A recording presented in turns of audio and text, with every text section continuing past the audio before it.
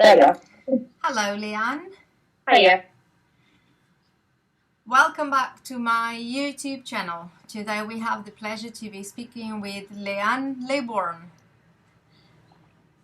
Hi, Leanne. Hiya. How are you? I'm okay. Thank you so much for having the courage to share your story with us. And we are definitely giving voice to our children. And today it is your children. Leanne, you choose to say the name of your children. It's completely up to you. On this interview, you say everything that you want, and if you think for any safe reasons, if you want to keep it to yourself, you keep it to yourself, okay? Yeah. Mainly we are doing this for your children and for any other children, and definitely to stop child trafficking done by the social services. Leanne, please. Yeah. Share your story with us. Introduce yourself, please. Start whenever you think that is better. Right. Hiya, my name's Leanne Leybourne, and my story is about 3 children that were removed from care. 2012 was the first removal of my 2 girls, and 2023 was the removal of my little boy. Okay. In 2012, I was in a few domestic violence relationships, which I actually got out of. 2023, I was in a domestic violence relationship with my son's dad, and as soon as I found out I was pregnant, I actually ended the relationship straight away. Wow. I actually removed myself. I did have to have the police help through my sister, because he locked me in my own home for 3 days whilst I was 6-7 weeks pregnant with my son. But once he was removed, so that's when social services did their part. But Leanne, let me ask you, do social services, do they have any evidence against you? Have you ever abused from your children? No. No. No evidence of abusing my children. No, they have actually accused me of not seeking medical help for my oldest daughter. It was an accident. There was these big heavy TVs back in 2000, where she was born in 2007, and I think she was about 2. So this would be about 2009. My grandma only lived a few doors down from me at the time, and she was getting a new TV, and my oldest daughter, she loved playing with these little ornaments, and she was playing with them. We asked her to mind out the way a second, but it was too late because this TV was heavy, and my brother, as my brother put the TV down, he'd accidentally put it on her little finger. So we had a look at it. My gran bathed it. My gran literally did everything that she could for it. There was no point in going to the hospital for stitches, because it was just literally like a tiniest little cut. So basically it was an accident, and they have used the accident against yourself. Yeah, they've used that accident as well. And then there was another incident where I wasn't even present. I was outside. Back then we had coal fires. It was like a little village called Binchester that we lived in. We had coal fires. Let me ask you, what is the council that is involved on the kidnap of your children? It's Durham County Council for every single one of the children. And that is near? It's in County Durham. Near Newcastle, correct? Near Newcastle, yeah. Okay. Yeah. Leanne, I have to ask you this question. Have you ever grown up in care? Not in care, no. But did you have any involvement with social services when you grew up? I had involvement, yes, but it wasn't for long, and they've actually let me be sexually abused, and abused by my own parents. Not my dad, my stepdad. So you were sexually abused by your mother and by your stepdad? I was sexually abused by my stepdad, and I was physically, emotionally, and mentally abused by my own mum. I'm really sorry to hear that. Has someone in your family reported that situation to the social services then? It got reported years ago, and lack of evidence, he pleaded guilty to underage sex and not rape. Have they ever asked you directly, because you were 11 years old back then, yeah?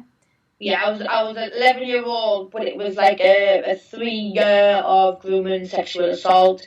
Wasn't until I was 14 when I was removed out of the situation with my mum to my auntie, is then that the police got involved, social services got involved.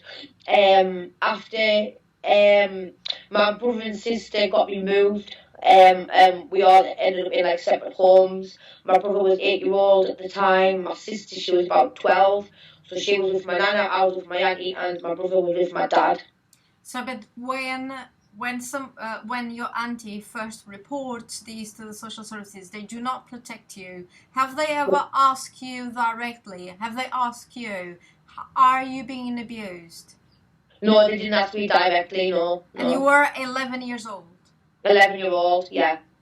If they would have asked you, would you have said that you were being abused? I don't think so, because the social worker that was there, she was like, I don't know, she was a bit catty towards me when she was called Alison Ruddock. I still remember her name. It's weird how I remember her name, but she was a bit catty and not friendly, so I don't think I probably would have like spoke up about it. Leanne, you were abused sexually. You were not protected by the social services. No. You were not removed from the situation. There was not even future emotional risk. And now your children, they have been removed from you. And what they use is the fact that you were a victim of domestic violence, that I believe you kind of have reported to the police. And they have used future emotional risk. So they have not protected you, and they are not protecting your children, and they are using the fact that you were a victim of domestic violence against yourself. And basically now they are just making money on your children. So you had in total 3 children, and all of them, they have been removed from you. And from what I know, your oldest one, she was taken with in 2012 with 4 years old. The second girl with 10 months old. And later on 2023, your baby was removed with 1 month as well. It was 6 months old. Now, let me ask you this as well, please. When you get pregnant of your 3rd child, have you ever been told that if you do everything that they say, you are going to be able to have your baby boy with you? Yes. Basically, what they were looking at, if I didn't keep in contact with his dad, was it would have been only on a SIN plan, which is a child in need plan. But because I let his dad go to the scan photos and I let him go to the labour, after Tyler Joe was born, they basically turned around and said that they were going straight for PLO. So that is to take your child. So first they promise you that you're going to be able to keep your child. Yes. And that's why probably even you don't even think that, you are not going to remove the baby. An abortion, and you carry on based on the promise that you're going to be able to keep the child with you. Now, the 2 girls back then in 2012, have the social services, they kept the 2 girls together? No, they separated them in the end. Have they been both adopted separately? One was adopted, one was long-term foster care, and obviously the long-term foster care they had to reapply for.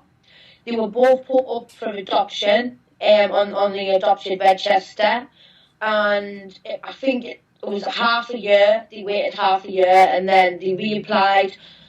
Sorry, they reapplied to court to actually put my oldest on a long-term foster care plan instead of the adoption. And apparently, this is due to her age of 7 and her illnesses that she has, because obviously she's not like physically well. She's almost blind in her right eye due to the RVI hospital in Newcastle, and she's got celiac disease, which is like gluten-free diet, where she can't have like basically she can't eat what we eat. She's got to have anything without like rye, barley, wheat. And if she touches anything like that, then she could like be seriously ill. So she was too hard to be adopted. No one really wanted. Yes, basically, yeah. I'm sure that you wanted your baby girl. Yes, oh, definitely. It's horrible to know that the way they do the things is horrible. And at the end, they separated, and your middle girl, she went for adoption, so she didn't have any health issues, so she was good for adoption. Well, as soon as it went to court and they got accepted for the long-term foster care and the adoption, they found a family within, I think, a week or two, and that was it. But my theory is, for adoption, I thought you have to actually sign a piece of paper to say that you want your children adopted, but I've never once signed no piece of paper, and I've never once signed a piece of paper for Tyler Job, and I won't do it. So to me, this adoption is actually not lawful. It's not actually done by law because my signature is not on that piece of paper. So it means that you have not consented to the adoption of your child. You want your girl. The girl belongs to you. You are the mother, and your girl has a family. Even though they give the child for adoption, or another name, child trafficking, making money selling the child without the consent of the mother. That's why Ian Joseph called forced adoption. Yeah. So, and do you have any contact with your, I don't know if you want to say anything regarding this. Remember, you always say what you want. Yeah. When your girls, they were taken from you first, for the removal of your children, has it been done with force, like with the use of police? It was the first time around was a force by the police. I was actually arrested for neglect of my children. In the police interview, I actually asked like what was going to happen. She said, right, you can take the caution. So if you don't take the caution, then obviously your children will never come back. I said, all right, if I take this caution, my children will definitely come back. Her answer was yes. So I signed the caution. Obviously that goes on my police record for 6 years. In fact, I don't even know if it's still on. I mean, I actually wanted to work in care, but obviously due to having the neglect of caution, no way could I work with children due to that caution. I also wanted to work with old people, like in care homes, but you have to have a DBS check. And obviously if that caution comes back and it's neglect in big bold black writing, it's like, hang on, we can't employ her because she's neglected. So, but have you ever neglected your children? No. So you only signed because they said if you sign, they're going back home. Yes, yeah. So that you signed under duress. Yes. Then they came out, the social workers came out. This social worker, she was called Ann Nelson. She came out and she said to me, she didn't read anything, didn't tell me what it was or anything, but she said, oh, just sign this. So I thought, obviously, I was only like 21, coming up 22 at the time, so like I was young.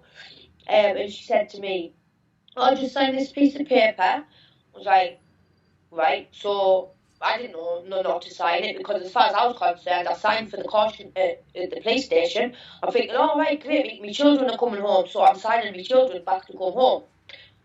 Then she took the paper off me and she went, ha, ha, ha, thank you. I looked at her and I said, what do you mean, thank you? Mm-hmm. She said, you've just signed your children under a Section 20. You put your children into voluntary foster care. I said, pardon? And then obviously it went from that. I mean, she didn't tell me that I was signing a Section 20. But back in 2023, my son's social worker actually explained about the Section 20, but he turned around and said to me, because I was under duress anyway, he said, if you don't sign it, then we will have to go to court and apply for the care interim to remove your son, and the police will come. So I had to sign it that way on, that was the 11th of July 2023. And that was the day my son was taken. Let me tell you, Leanne, me and Leon, we haven't ever signed absolutely anything. And Santiago was taken with 5 days old. Last time we saw him, he was 1 month old. Yeah. And that was in 2016. So they do the things with fraudulent papers and the use with force. And social services, they are child trafficking. So if that somehow it is on the back of your mind, I have signed, and that's why I'm on this situation.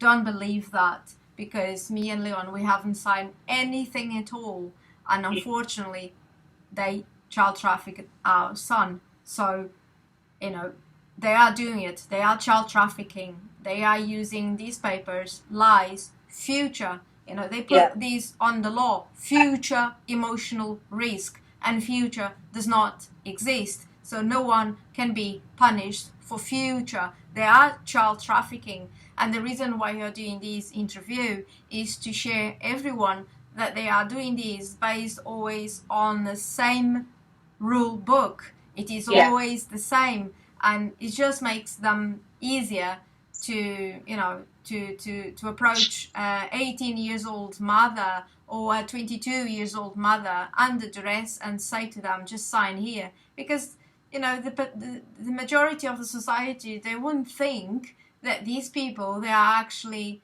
removing children, stealing children from the parents, that they love them. So you want to believe that they are doing the right thing, they are protecting you, and they are not, and they laugh on your face. It's like at the moment I'm still doing it and I'm still paying for it out of my own pocket, therapy. They got me to do a psychological assessment with a doctor. And in her report, she's actually basically said that I cannot make sure that my children are safe around sex and physical health due to what happened to me in my past. It's like, hang on a minute. I've never once let my children, be, and obviously, yes, my brother, I breached the safety plan, I know that, but he was accused over 20 years ago with no actual convictions or any evidence. It was just made up by a malicious stepmother. And obviously, that's another reason why they took my son. Basically trying to say that my brother that I know and loved, and he loved his nephew, is a paedophile. But there's no actual known evidence of this neither. And this was an allegation made when he was either 12 or 13-year-old. And my brother is autistic. So your brother, with 12 years old, 13 years old, has been accused of being a pedophile. 12, 13-year-old. He's 12. He's 13 years old. He's not even an adult. No, but that's one of the reasons why they've taken my son. But what I tried telling the social workers is basically, I said, right, hang on, if you're accusing them of this, I said, how have you not stopped my brother from apparently doing this? I mean, where was your involvement? Because apparently this happened twice. My brother had done it twice. Once when he was 12, and then the next when he was about 14, 15. I said, but where was your involvement? So it happened the second time, if this is actually true. So let me ask you, as you have been sexually abused by the partner of your mother, has your brother been abused as well? We don't know. We actually think maybe he could have been. I mean, because he was very young. Well, I mean, very very young. He was only 3 year old. When things were happening to me. Because I'm 6 year older than him. So they are really evil. They do not protect the children when they are aware of situations, and after they accuse a child, because 13 years old is a teenager, of being a pedophile, and they use that to justify to steal your own baby that is a couple of months old. Yeah. Is evil, is sick, is horrendous, So your 2 girls have been removed due to the use of domestic violence, and your boy has been removed because your brother is allegedly, without any evidence, and is only a teenager, accused of being a pedophile. Yes. Yeah. If this is not a joke, would be a horrendous or a joke, but unfortunately it is true. Me grandma, she's like coming up to 8, 9 this year, and me gran is absolutely fuming about it all because she doesn't even think that my brother would do such a thing either. That's her grandchild as well, and she's just like, come on, Andrew wouldn't do stuff like that. You know, that's what.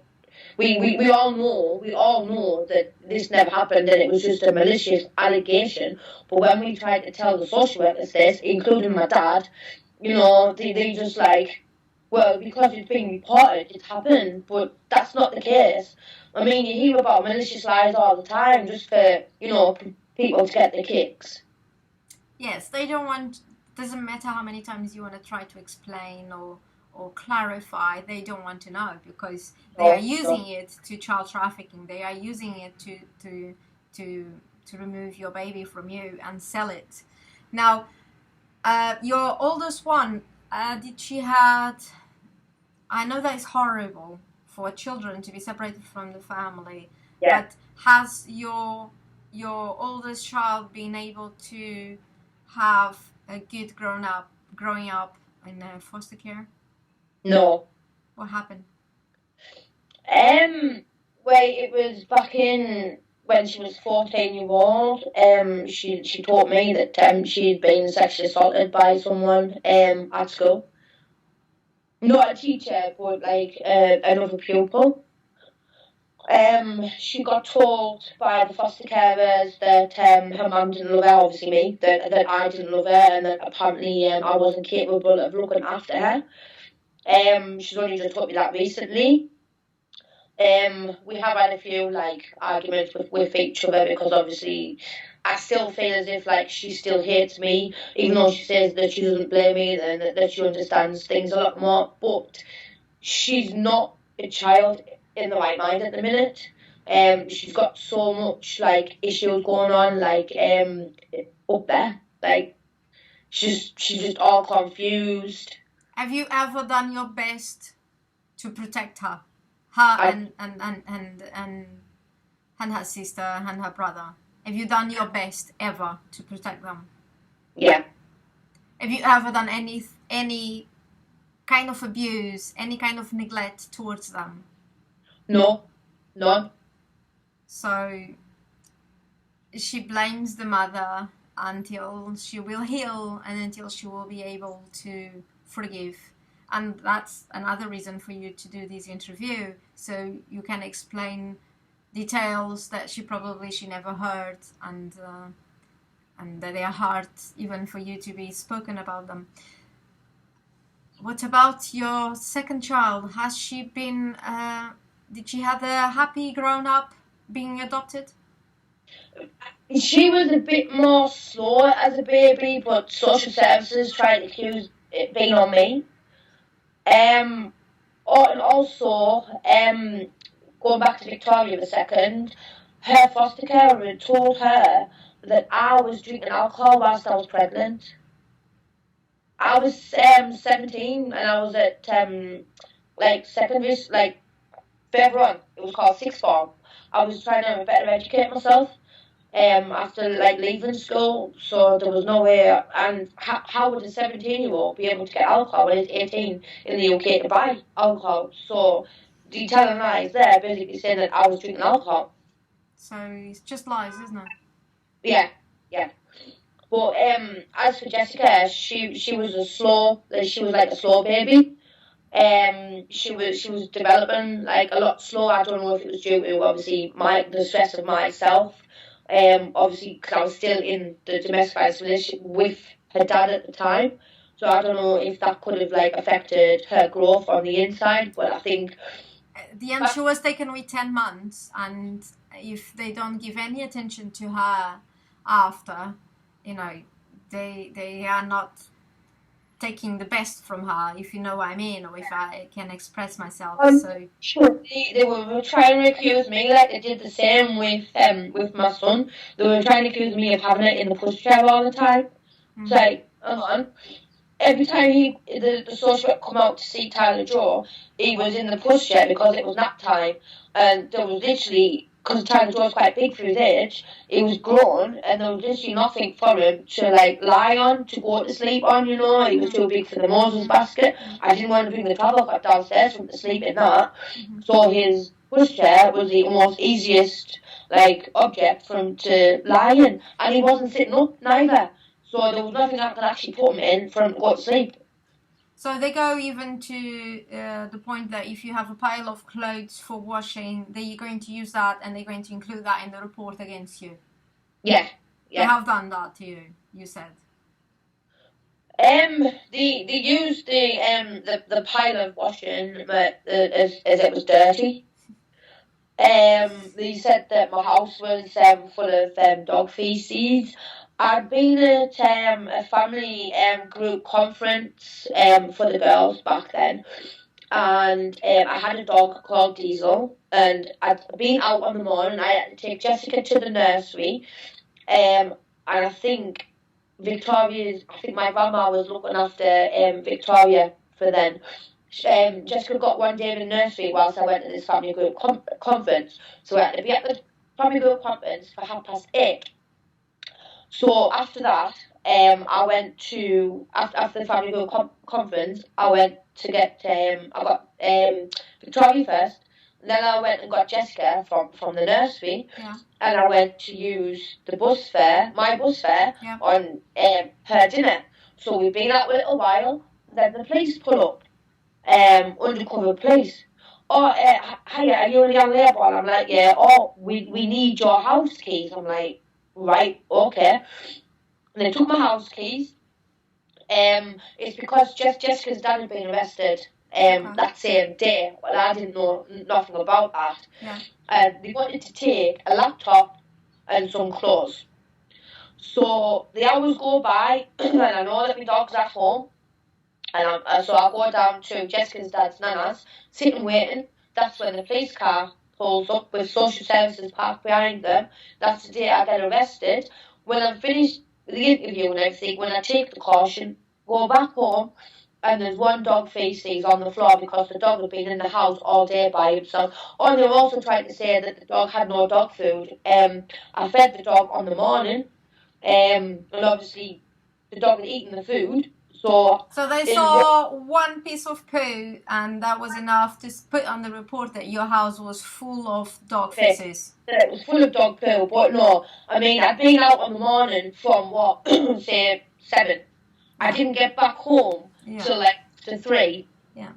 And so they're basically trying to say one dog feces was all over the house. It wasn't. It was one dog feces. Yes. But obviously, if you're out for hours, your dog's going to obviously. Yeah, of course. So is this kind of reports that they do on the mothers? So they have done on you, and then a judge that probably is the owner of a child care house, you know, and then is happy to remove the children. Now, there is another comment that probably you want to share. You have told me before regarding your son, what a comment that a man did a social worker has done to you? The social worker came into my home. He found out that I was actually in a relationship, a new relationship, and my son was 3 months old. Bearing in mind the baby has to be with the mother in their bedroom until 6 months, maybe a little longer, just depending on age and how baby and mother feels.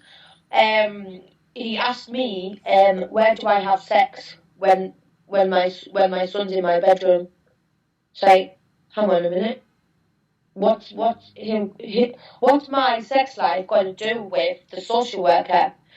I had to tell him basically that I didn't have sex whilst my son was in my room. It's not from my son's eyes. I mean, obviously, I know babies can't see anyway. But so that's private. That's private life, and yeah. I was that much put on the spot. I had to actually tell him. Were you alone with him when you did those questions? Yes, I was alone, and I eventually reported it to the manager, and she said we could put in place where another social worker comes out with him. So his manager didn't find appropriate either.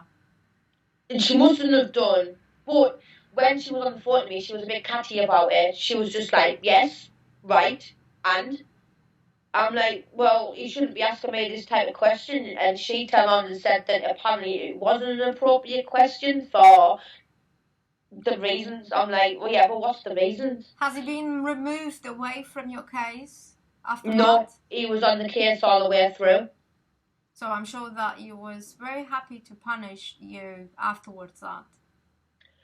Well, I actually asked to put some sexual prevention, see if there's any courses I could do to better me to understand sexual health, because that's what they're basically trying to say. They were basically trying to say that I don't understand sexual health, or anything to do with anything to do sexually, even though I've been abused myself that way. So the social worker decided to actually do sexual health prevention with me. Leanne, let me tell you that it is very sick of them, the fact that they know that probably you are traumatized and you are entitled and you have the right to be traumatized with something when you were young and just an angel that needs to be protected, and your purity has been abused, your childhood has been abused. They know that, and they try to trigger you, and they use that against you. That is sick for them to do it, and they know what they are doing exactly, and that is very sick of them. I mean, the best one yet was when he was doing the sexual health intervention with me. He was basing it on my brother. He was like, "Oh, are they signs of your brother or not?" I'm like, "Pardon?"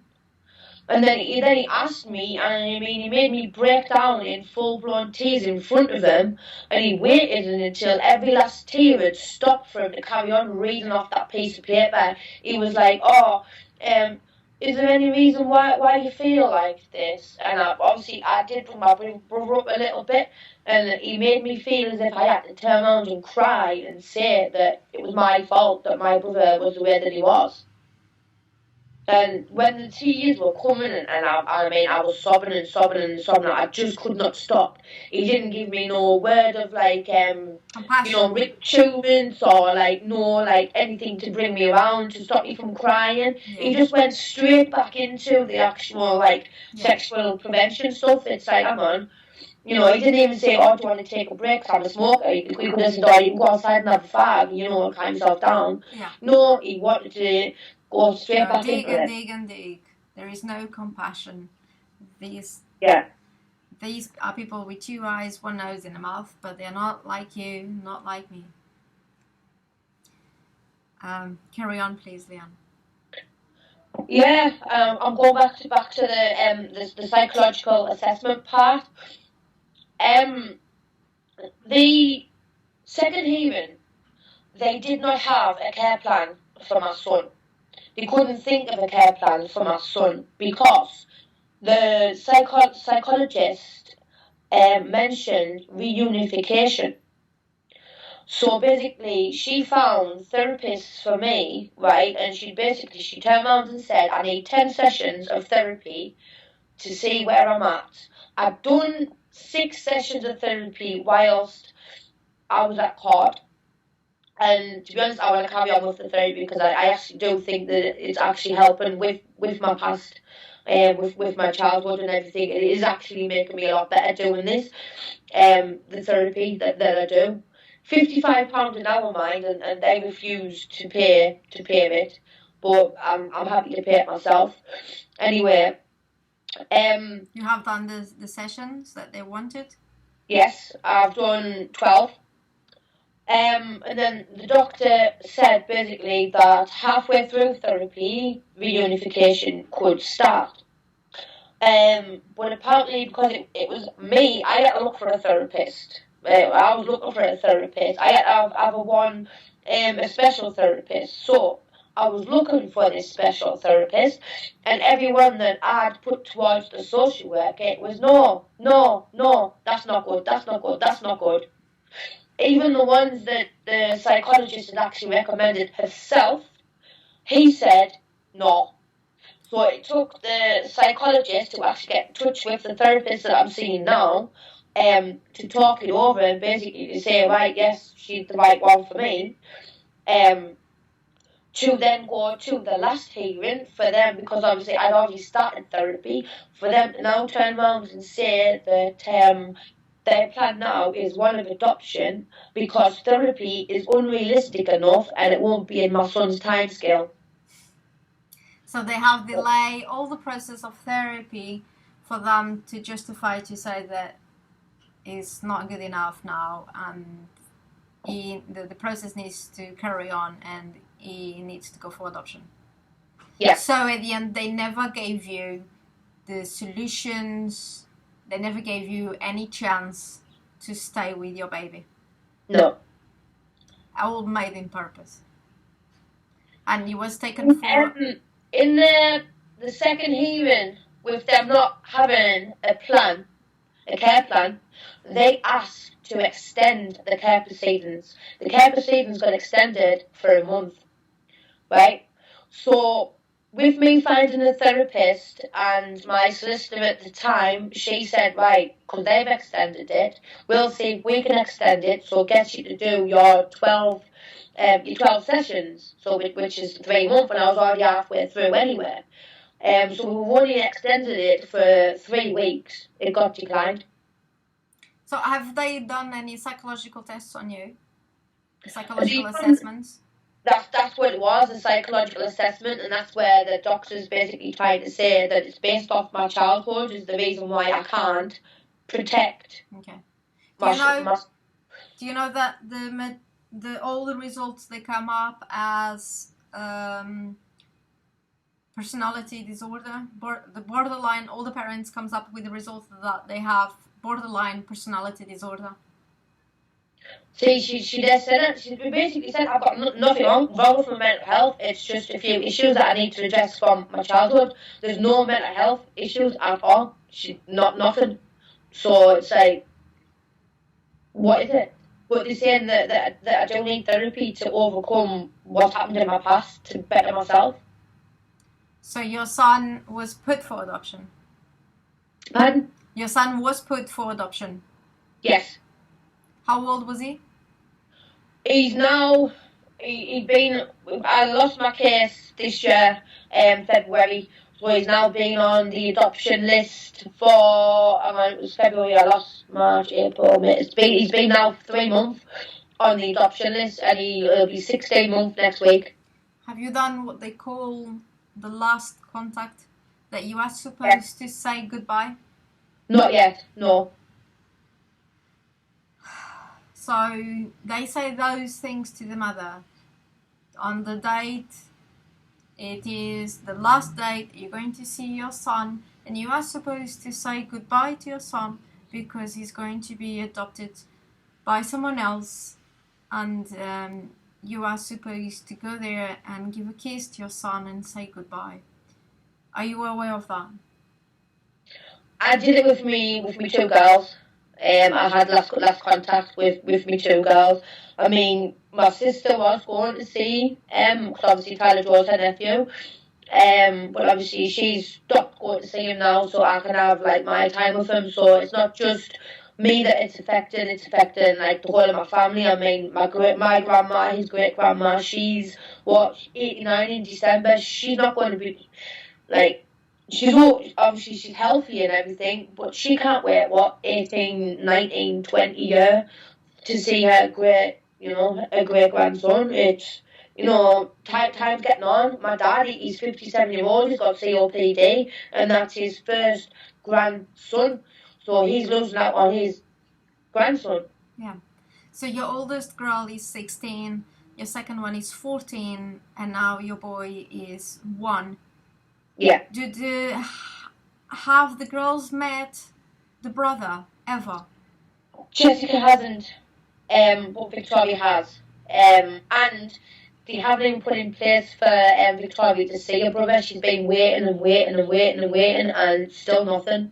And you have said before that the two girls, the first one was the oldest in foster, and the second one adopted.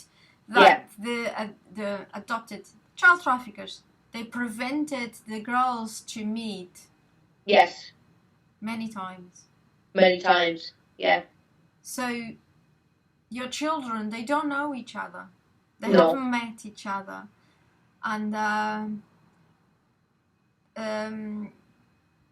have you been recently? Do you? I don't know if you want to talk about these. Do they know about each other? Do they know that they have a brother? Do they know the girls? Do they know that do they remember each other? Do they know who you are? Tyler Joe doesn't know who Victoria is because obviously she hasn't seen him like a lot. Obviously when I had Tyler Joe home with me, Victoria was still in long-term foster care. She was only 15 at the time. We had meeting up to see him and stuff, but he was only dead small, and she was a bit like, he's too tiny, he's too delicate, like to hold. I've got a few pictures of them together, and then obviously when Tyler Joe was taken from my care, she came to see him a few times, but obviously with them not having that much of a bond, he was crying. So she went home and she was upset, and she chose not to come back to see him anymore because she thought it was her that was upsetting him. So now she's trying to put in place where she can actually see him by herself to see if she can get that bond. But she's been waiting and waiting and waiting to see him. So it's almost as if they're like trying to sever the tie between the two siblings and cut it so they go separate ways again, just like the girls did.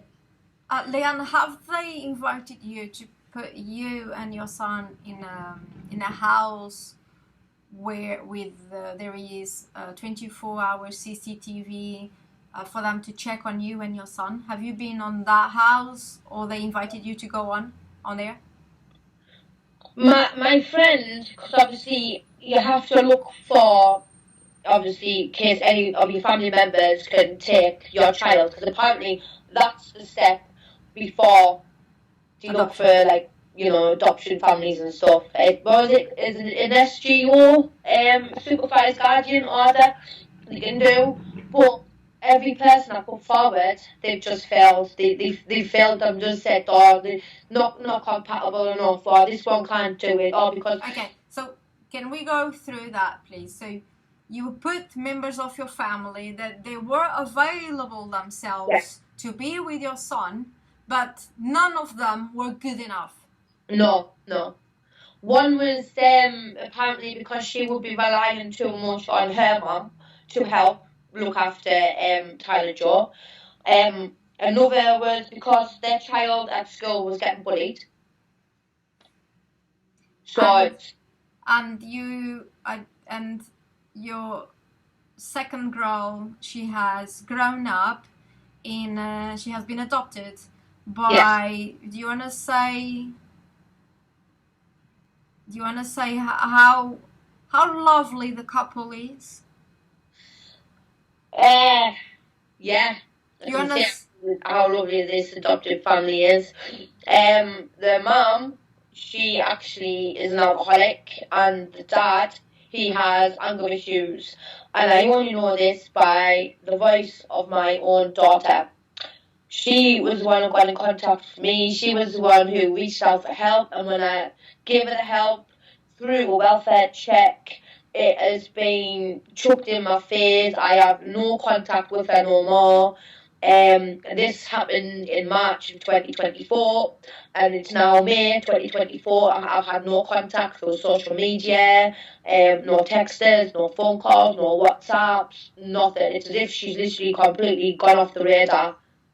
So because she asked for help, because she was able to find you on social media, she's now being punished because she expressed herself that she was being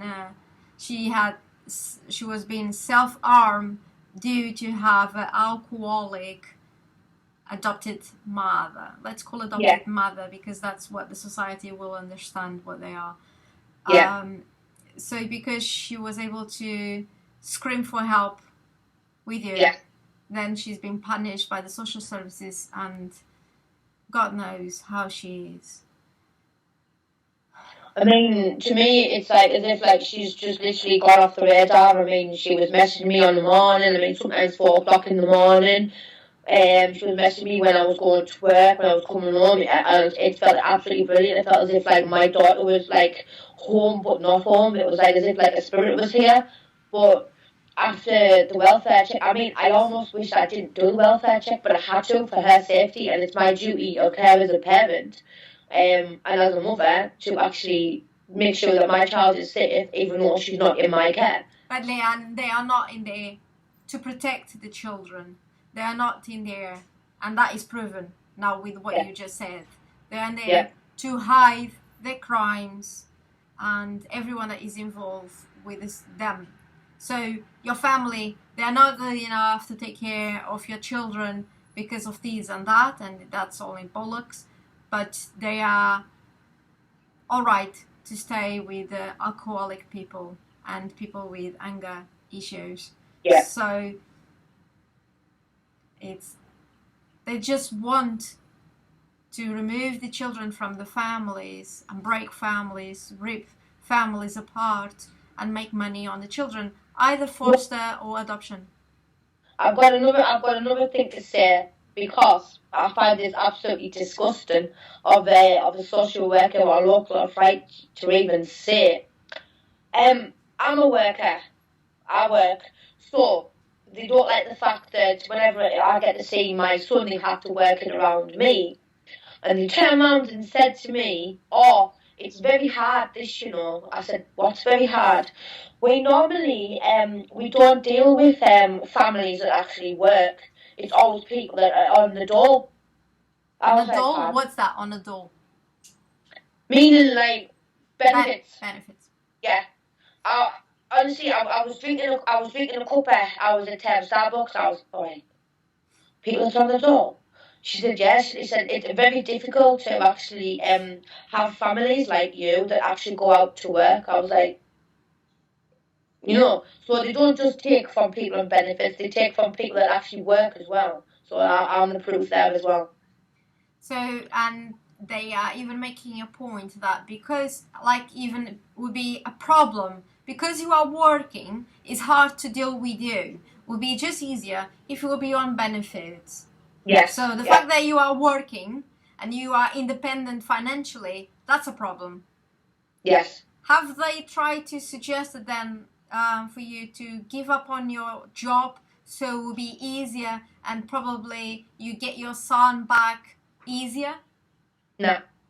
Never once mentioned it. They were more bothered about how much money I would get by going on maternity leave. They even wrote it in on their paperwork that I would struggle financially because I'd have a massive drop in wages. I didn't struggle once. I did 6 month maternity leave, and I just wanted to go back to work. I wanted to go back to work, obviously, for me and my son, so we could have better things, because I did have universal credit as a top up, but because I was earning maternity leave, it was just getting less and less and less each week. So I was like, nah, I can't live on benefits. So I went back to work, and that was the day they took my son. But No, I'm sure, Leanne, that it's hard every day to get up and be in your home alone without your children, knowing that you're not being able to protect them, not knowing how even they are, and knowing that the nightmare has not finished. I'm sure that it's hard. I'm sure that is. Are you working at the moment? I am working. Yeah, I mean, I've been back to work. It'll be coming up to begin in 2 months' time. Do you get supported by your colleagues at work?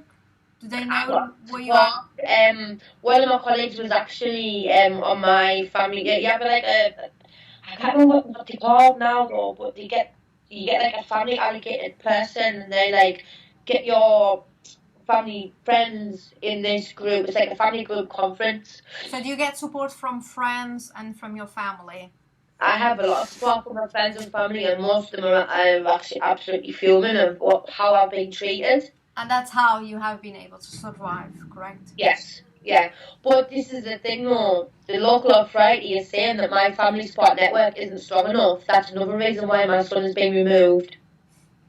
It's not tight knit enough. That there's too much glitches, and there's too much this, too much of that. Things haven't been reported. It's like what wasn't to be reported? Leanne, Not needed. Leanne, your oldest one is 16. Um, Yeah.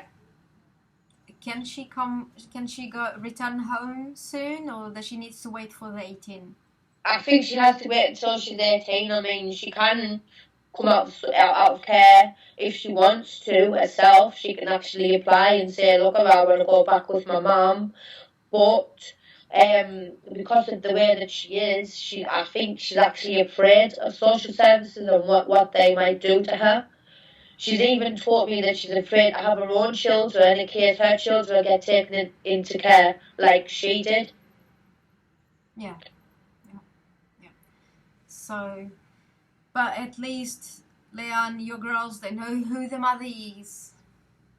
Yes. And your youngest one obviously is too young, but you can be sure that your two girls, they're going to take care of your son. You have the two beautiful girls that they're going to protect your son. So you know that for sure, and you have your family. Yes. Yeah. Your family. So But, yeah. all I've gone through my head is like, obviously because I'm 35 now, and my son is 16 months, year and a half. It's like when they find him adoptive family, what lies are they going to tell him, like they told my previous children, and when he's 18, is he going to come looking for me? And I'll be old. I'll be in my 50s. It's like time's passed. It's like, and what will I say? What will I do? It's like I've got to wait this long. 4 more years now for Jessica. Is she wanting to, see me? Say what lies have these? Why I call them dragons. What have they told them? Like what lies?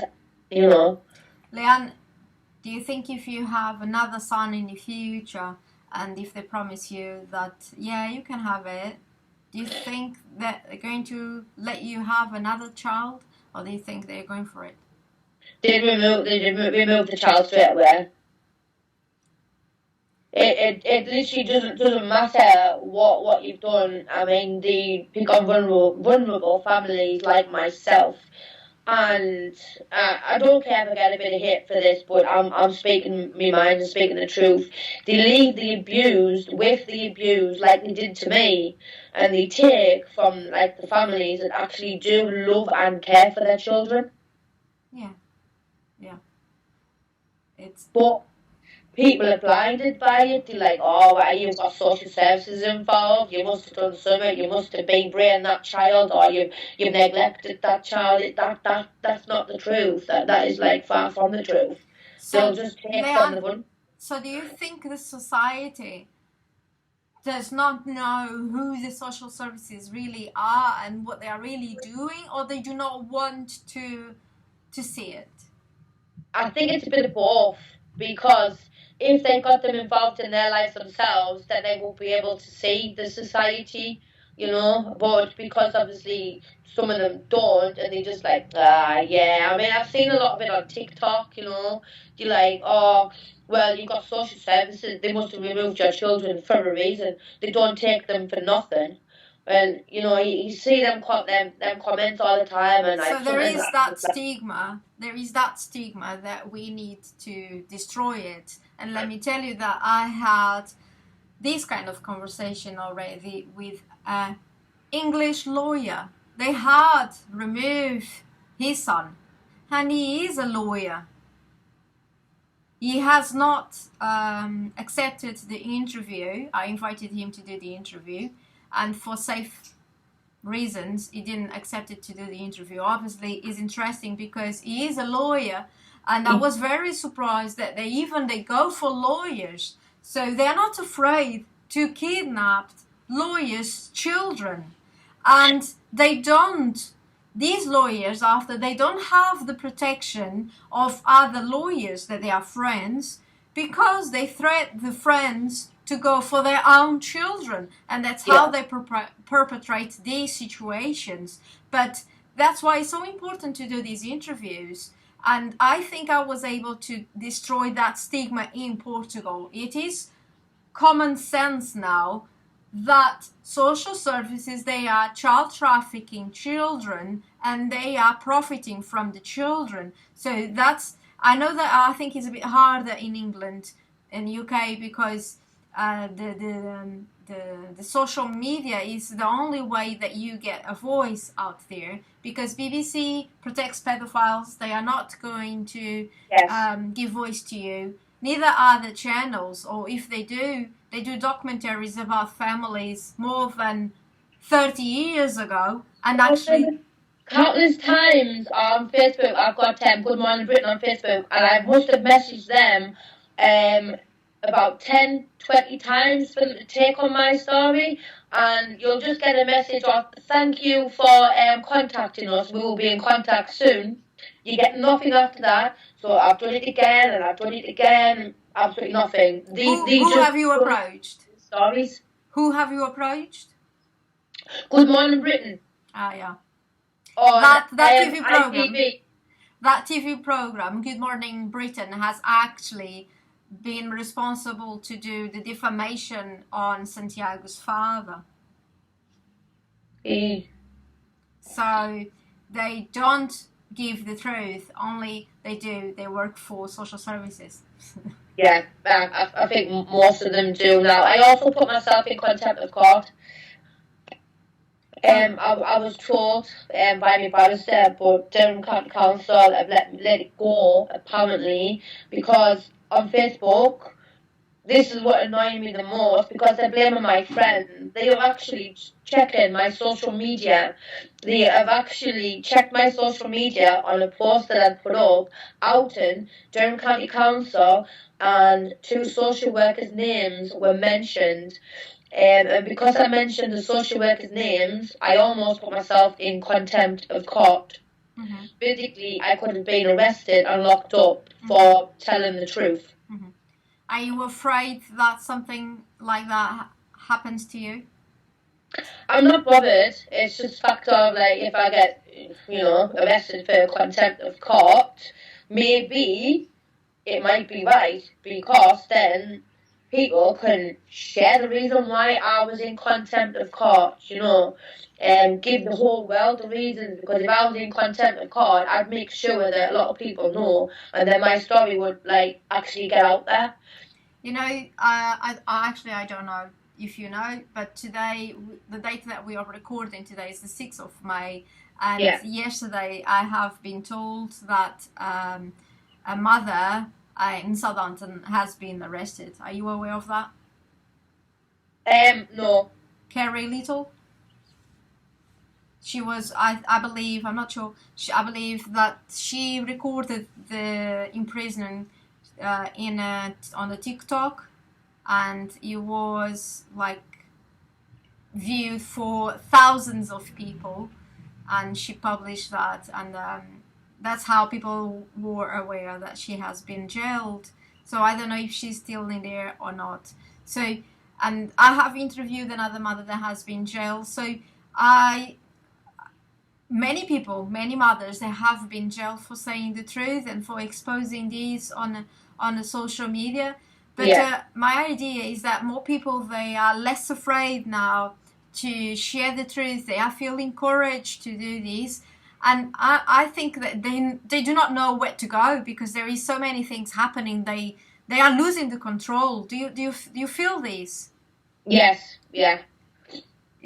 Like there is so many groups on Facebook and other things that I've seen them all, and I've seen loads of stories on TikTok as well. So I think people are getting to the point where they're not afraid no more. They're not afraid to out these draconians. You know, they need to be outed. Because it needs to stop. I mean, forced adoption was meant to stop in 1970, and it still goes on to this day. They were meant to stop forced adoption in 1970.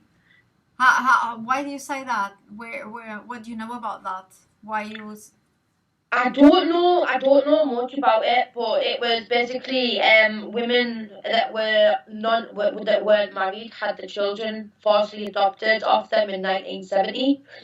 And it's almost as if like, you know, it's still it is still going on. The forced adoption. I mean, we aren't agreeing. The women in 1970 didn't agree for their children to be forcibly removed, and then forced adopted. And there is a group of mothers that they were being published on the BBC, and they have asked for apologies from the government from those forced adoptions. But it has not been said that they are still carry on doing using other excuses. Before it was because they are Catholic and the church didn't allow them to be mothers when they were single, and it was a shame for the society. But now they use future emotional risk. So they are just changing the way they do the things, the procedures, and they go to court and they do everything legally, but they are having the license to child trafficking. So, Leanne, you have been very strong mother. It's amazing what you have been able to survive, and your mind is amazing because you are there. What I mean is you are strong in your mind. You haven't lost the plot, if you allow me to say, and you are being very strong. You are an amazing mother. You have not given up. You are here for them, and I'm sure that your 16 years old is going to go back home. You're 14, sooner or later she will go back home as well. You're going to be reunited with them, and your boy, you know, I know that you're going to be older, but your daughters, they are going to be there to protect him, and I am sure that you all are going to be reunited, and the best is still to come. I want to believe that. Me too. Now, if your children, they're going to watch these, especially your girls, what would you like to say to them right now, in case if they are watching these? I would just like to say that I love them both equally. I love all my children equally, and I hope that in the future that they do not blame me for any of this at all, because I have fought tooth and nail. I've done it actually all by myself for all three children. I had no support of either of the dads. It's just been me solely. And I'm hoping and praying that in the nearest future that all three of us will be reunited together as a whole. Well done. And it's not easy to go back home and the house is empty when actually it could be completely full. Yeah, it could be full of laughter, it could be full of games, you know. Christmas time would be absolutely amazing, you know. Toys spread everywhere, makeup, you know, clothes, new shoes. But I've never actually had the chance to, you know, have that. And but it would be nice. And when you go out and you see other families laughing and with the children, and when you go to the cinema with your friends, there is other children, and when you go to the park, there is other children. So you are always confronted with the reality that you don't have your children. Yes, yeah. It's hard. Oh, it's horrible. I mean, I go down with my sisters on a Sunday, and seeing her children. Growing It's up. I wish I could just like have my children, and then we could all be together, like cousins with cousins, aunties, you know, sister, brothers, sister, you know, like be all one like massive family on a Sunday. But it's just me, my sister, my partner, and their two daughters. You know, children are missing. Your girls look like you? Are they look a lot like you? Yes. My son is more of his dad. Okay. But I think boys tend to look more like the dads, and girls look like the mums. So I'm sure you have pretty girls, and would you like to share the pictures, or do you think it's a bit too much for the video? I could share one of me son and one of my daughter, but I don't really want to put my adopted daughter in. I don't really like share her around. Okay. Yes. Okay, Leanne. Thank you so much. Is anything that you want to say and has not been said yet? Is anything? No. That's everything. That's everything. Okay. Leanne, thank you so much for exposing your case. I'm really sorry that you have been through all of this, and unfortunately it's not finished. And I wish the best for your girls and for your boy, and we will keep in touch. And let me say to everyone that is watching, thank you so much for watching. Please leave your comment below, leave your support to Leanne, and subscribe the channel if you haven't done yet, like the video. And Leanne, actually, don't let me finish the video without asking you, could you give an email, please, that is going to be public, and if someone does any kind of investigation, and if you want to get in contact with you, you could easily get your contact, please. Are you alright to do that? So you want my email now? Yes, please. Yeah, it's leannel321@outlook.com. Okay then. Thank you so much for that. Guys, thank you so much for watching this video, and see you on the next one. Thank you, Leanne. All the best for you. Thank you. Bye-bye. Bye.